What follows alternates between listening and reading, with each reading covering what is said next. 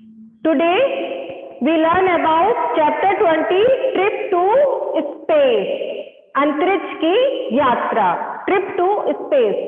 And in the last class we discussed about the sky at night. हमें रात का आकाश कैसा दिखाई देता है और रात के आकाश में क्या क्या दिखाई देते हैं, स्टार्स, कॉन्स्टलेशन. तो इस तरह से हमने ये सभी रीड किया. Now today we discuss about planets. Today we read about planets.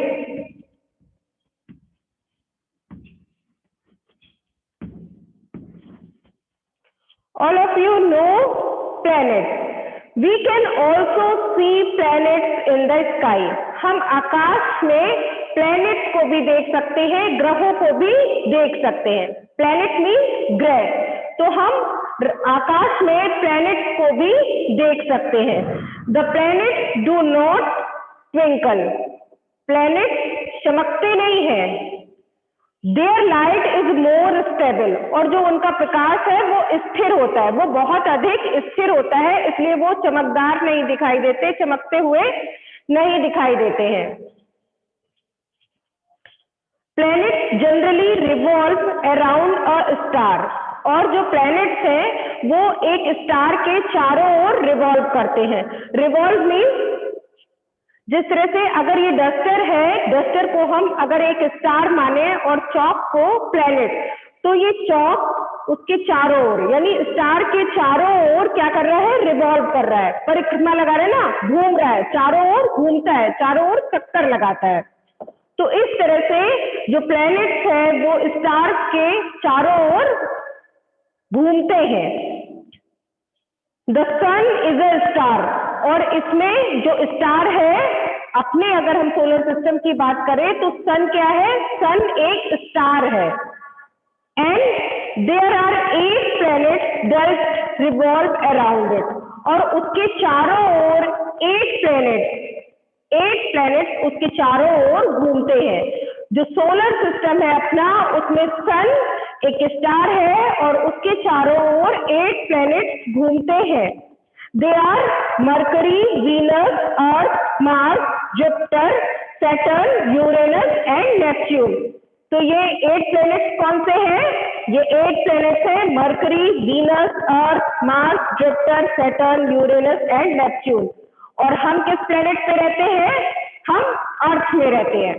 और अर्थ भी हमारा उस सोलर सिस्टम का पार्ट है.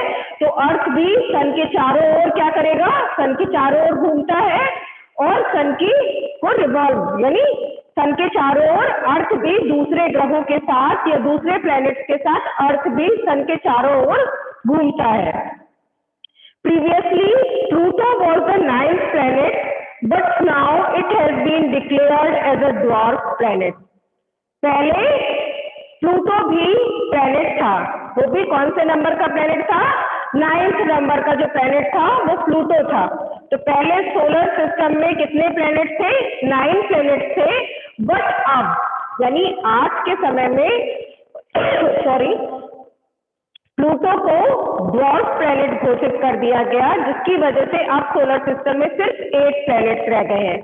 तो अब सोलर सिस्टम में 8 प्लैनेट्स हैं. पहले प्लूटो 9th नंबर का प्लैनेट था और ये ड्वार्फ है क्योंकि जो बाकी के दूसरे प्लैनेट्स हैं उनसे ये बहुत छोटा है. ड्वार्फ मीन्स बौना. तो ये जो आकार में है दूसरे प्लैनेट से साइज में, शेप में बहुत छोटा है और उनकी तुलना में ये नहीं दिखाई देता है. इसीलिए इसको सोलर सिस्टम से हटा दिया गया और इसे हमने ड्वार्फ प्लैनेट्स के रूप में माना है. तो इसलिए ये 9th प्लैनेट को हटा दिया सोलर सिस्टम से. The sun and the 8 planets together form the solar system. और जो सन है और जो सन के अलावा 8 प्लैनेट्स है, for example earth, mercury, Mars, Saturn, Neptune, Jupiter, तो ये सभी प्लैनेट्स मिलकर क्या बनाते हैं? ये सभी प्लैनेट्स मिलकर सोलर सिस्टम बनाते हैं. तो अकेले प्लैनेट सोलर सिस्टम बनाएंगे कि सन और प्लैनेट्स दोनों मिलकर सोलर सिस्टम बनाते हैं ना? सन और उसके प्लैनेट, उसके 8 प्लैनेट्स मिलकर सोलर सिस्टम बनाते हैं। The earth is a planet belonging to the solar system, और इस सोलर सिस्टम का, इस सौर ग्रह का से जो संबंधित है, वो हमारा जो प्लैनेट है अर्थ, वो भी इसी सोलर सिस्टम से संबंधित प्लैनेट है। Okay, so all of you understood? Now on a spacecraft, next topic. Now next topic is on a spacecraft.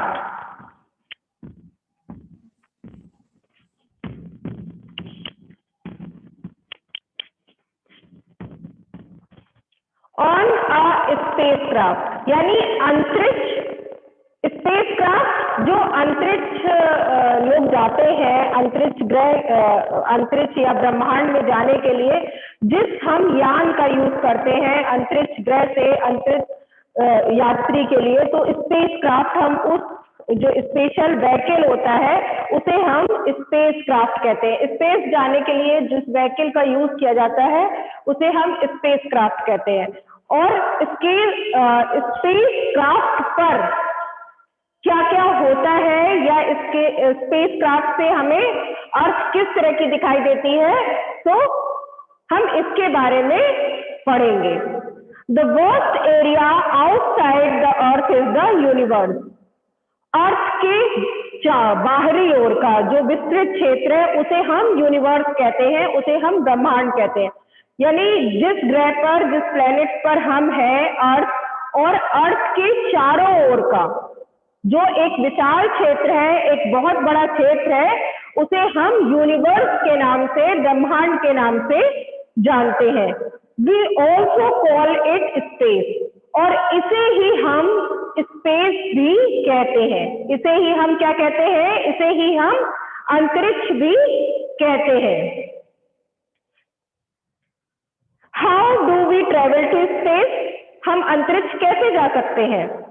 We travel to space on special vehicles called spacecraft, और हम अंतरिक्ष जाने के लिए जिस स्पेशल व्हीकल को use करते हैं या जिस विशिष्ट यान को यूज करते हैं उसे ही हम स्पेसक्राफ्ट कहते हैं। यानी अगर आपको स्पेस जाना है तो स्पेस जाने के लिए क्या यूज करेंगे? स्पेसक्राफ्ट। स्पेस जाने के लिए, स्पेस में ट्रेवल करने के लिए स्पेसक्राफ्ट को यूज किया जाता है। If you look at our Earth from space, you will see that it is blue in color. और अगर स्पेस से, स्पेस यानी अंतरिक्ष से या यूनिवर्स से हम अर्थ को देखें तो अर्थ हमें कैसे दिखाई देती है? पृथ्वी हमें ब्लू कलर की दिखाई देती है, नीले रंग की दिखाई देती है, ब्लू कलर की। अर्थ जो है स्पेस से देखने पर अर्थ हमें ब्लू कलर की एक स्पॉट के रूप में दिखाई देती है। This is because almost 3/4 of the earth is covered with water. और ऐसा इसलिए होता है क्योंकि अर्थ का जो 3/4 पार्ट है, जो 3/4 हिस्सा है, 3/4 जो उसका पार्ट है वो किससे ढका हुआ है? वो वाटर से ढका हुआ है। इसी वजह अर्थ का जो 3/4 वाटर है, अर्थ के जो कवर एरिया में 3/4 वाटर से कवर होने के कारण स्पेस से क्या है? स्पेस से अर्थ ब्लू कलर की दिखाई देती है। पानी कैसा होता है? वाटर ब्लू इन कलर में दिखाई देता है, रिवर का जो भी वाटर है। तो इसी वजह से जब हम स्पेस से भी अर्थ को देखते हैं तो हमें अर्थ ब्लू कलर की दिखाई देती है। The Earth therefore is often referred to as the blue planet. और इसी वजह से ब्लू कलर की दिखाई देने की वजह से ही अर्थ को ब्लू प्लैनेट के नाम से भी जाना जाता है। यानी अर्थ को अगर एक दूसरा नाम दिया जाए तो नीले ग्रह के रूप में, ब्लू प्लैनेट के रूप में भी इसे देखा जाता है, या और इसे ब्लू प्लैनेट्स के रूप में भी पहचाना जाता है। People who travel to outer space are called astronauts. जो लोग बाहरी अंतरिक्ष में यात्रा करते हैं या बाहरी स्पेस में जाते हैं उनको हम एस्ट्रोनॉट्स कहते हैं, यानी अंतरिक्ष में ट्रेवल करने वाले लोगों को अंतरिक्ष यात्री या एस्ट्रोनॉट्स के रूप में जानते हैं। उन्हें हम क्या कहते हैं? उन्हें हम एस्ट्रोनॉट्स कहते हैं। They have to undergo special training to survive in space. They also need special clothes. और जो एस्ट्रोनॉट्स हैं उनको स्पेशल ट्रेनिंग दी जाती है, तो उनको ये विशेष ट्रेनिंग दी जाती है कि वो किस तरह से स्पेस में अपने आप को सरवाइव करेंगे। साथ ही साथ उनको स्पेशल क्लॉथ्स भी दिए जाते हैं। स्पेस में सरवाइव करने के लिए उनको स्पेशल ट्रेनिंग दी जाती है, उनको स्पेशल क्लॉथ्स दिए जाते हैं, क्योंकि स्पेस में रहने के लिए हमें स्पेशल क्लॉथ की, स्पेशल सूट की जरूरत होती है। तो जो एस्ट्रोनॉट सूट वियर करते हैं तो उन्हीं क्लॉथ को हम स्पेशल क्लॉथ कहते हैं। Look at the picture in your book. Neil Armstrong का पिक दिया हुआ है, तो उन्होंने स्पेशल क्लॉथ वियर किए हुए हैं। And Neil Armstrong was the first astronaut to land on the moon. और जो नील आर्मस्ट्रॉन्ग थे वो पहले एस्ट्रोनॉट थे, वो पहले एस्ट्रोनॉट थे जिन्होंने चंद्रमा पर सबसे पहला कदम रखा। यानी चंद्रमा पर जाने वाले, मून पर जाने वाले सबसे प्रथम जो फर्स्ट पर्सन थे वो कौन थे? वो थे नील आर्मस्ट्रॉन्ग। फर्स्ट एस्ट्रोनॉट थे Neil Armstrong. Natural satellites are heavenly bodies that move around the planet. और जो नेचुरल सैटेलाइट्स होते हैं, यानी अभी तक हमने बात की थी प्लैनेट्स की, और जो प्लैनेट्स के चारों ओर घूमते हैं उन्हें हम नेचुरल सैटेलाइट्स या उपग्रह कहते हैं। ग्रह के चारों ओर कौन घूमते हैं? ग्रह के चारों ओर उपग्रह घूमते हैं। तो प्लैनेट्स के चारों ओर जो घूमते हैं उन्हें हम नेचुरल सैटेलाइट्स कहते हैं। और ये ऐसी बॉडीज होती हैं जो प्लैनेट्स के चारों ओर घूमते हैं, उन्हें हम नेचुरल सैटेलाइट्स कहते हैं। The moon is the earth only natural satellite. और जो अर्थ का प्राकृतिक उपग्रह है वो केवल चंद्रमा है। यानी अगर हम अर्थ के नेचुरल सैटेलाइट की बात करें तो अर्थ का नेचुरल जो सैटेलाइट है ओनली मून है। अगर आपसे पूछा जाए सोलर सिस्टम में सन स्टार है और उसके प्लैनेट्स अर्थ है, पर आपको अर्थ का सैटेलाइट बताना है, वो भी नेचुरल सैटेलाइट, तो अर्थ का नेचुरल सैटेलाइट कौन सा है? अर्थ का नेचुरल सैटेलाइट मून है, और मून अर्थ के चारों ओर घूमता है। Is that clear? There are some artificial objects that have been placed in outer space. और जो हमारा आउटर स्पेस है, जो अर्थ से बाहर का एरिया है, जो स्पेस है, उसमें हम बहुत सारे जो ऑब्जेक्ट्स होते हैं कृत्रिम रूप से भी, जो आर्टिफिशियल होते हैं, जो मैनमेड होते हैं सैटेलाइट, उनको भी भेजते रहते हैं। बहुत सारे ऐसे ऑब्जेक्ट्स हैं जिनको जो ह्यूमन बीइंग है बनाते हैं, उनको भी आउटर स्पेस में भेजा जाता है। दे आर कॉल्ड सैटेलाइट्स, और उन्हें हम सैटेलाइट्स कहते हैं। यानी जो भी ये मैनमेड ऑब्जेक्ट्स है, आर्टिफिशियल ऑब्जेक्ट्स हैं, उन्हें हम सैटेलाइट्स कहते हैं, यानी कि उपग्रह कहते हैं। They help in various scientific researches. और ये क्या हेल्प करते हैं?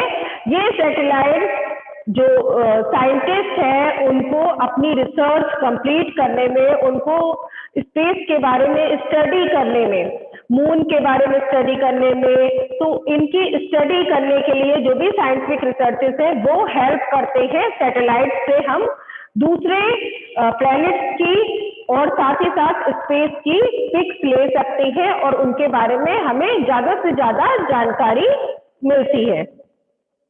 Some spaceships carry astronauts, और कुछ स्पेसशिप्स क्या करते हैं? कुछ स्पेसशिप्स एस्ट्रोनॉट्स को लेकर जाते हैं, कुछ स्पेसशिप्स सिर्फ एस्ट्रोनॉट्स को लेकर जाती है। while some are equipped to conduct their researches on their own, और उनमें से कुछ जो होते हैं, जबकि कुछ में सिर्फ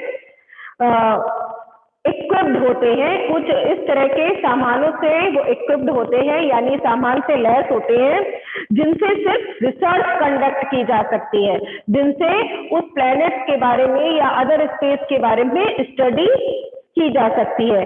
different countries of the world have sent their satellites to space, और जो वर्ल्ड में डिफरेंट कंट्रीज है, जो दूसरे देश हैं, इंडिया को छोड़ के जो दूसरे देश हैं, वो सभी देश जो दूसरे दूसरे देश हैं अपने अपने सैटेलाइट स्पेस में भेजते हैं। ओके, अपने अपने सैटेलाइट स्पेस में भेजते हैं। Aryabhata was the first Indian satellite to be sent into space, और जो आर्यभट्ट नाम का सैटेलाइट है वो इंडिया का पहला उपग्रह है, फर्स्ट सैटेलाइट है। इंडिया की तरफ से भेजा जाने वाला जो फर्स्ट सैटेलाइट था उसका नाम आर्यभट्ट है, आर्यभट्ट था। ठीक है, अभी तक इंडिया ने बहुत सारे सैटेलाइट स्पेस में भेजे हैं, बट उनमें से जो पहला सैटेलाइट था वो आर्यभट्ट था। Now we read about astronauts. So famous astronaut Kalpana Chawla के बारे में सभी जानते होंगे। Kalpana Chawla was the first Indian women astronaut to go to space in 1997। Kalpana Chawla बहुत ही प्रसिद्ध एस्ट्रोनॉट थी, वो भी भारतीय वुमेन, यानी इंडियन वुमेन थी, भारतीय महिला थी, जो कि स्पेस में 1997 में as a astronaut Kalpana Chawla गई थी। She traveled in the space shuttle Columbia STS-87, और उन्होंने जिस स्पेसशिप से, जिस स्पेस क्राफ्ट से अपने ट्रेवल किया, स्पेस में जाने के लिए यूज किया, उसका नाम था कोलंबिया, शटल कोलंबिया STS-87। उसका पूरा नाम क्या था? कोलंबिया STS-87 के थ्रू उन्होंने स्पेस की ट्रेवल की, स्पेस की यात्रा की। She was born in 1961 in Karnal, और उनका जन्म करनाल में 1961 में हुआ था, यानी उनका ईयर जो जन्म स्थान है वो है करनाल, और जो बर्थ का ईयर है वो है 1961। After finishing her schooling from Karnal, she went to Punjab Engineering College at Chandigarh and then obtained a master degree in aerospace engineering from the university of Texas.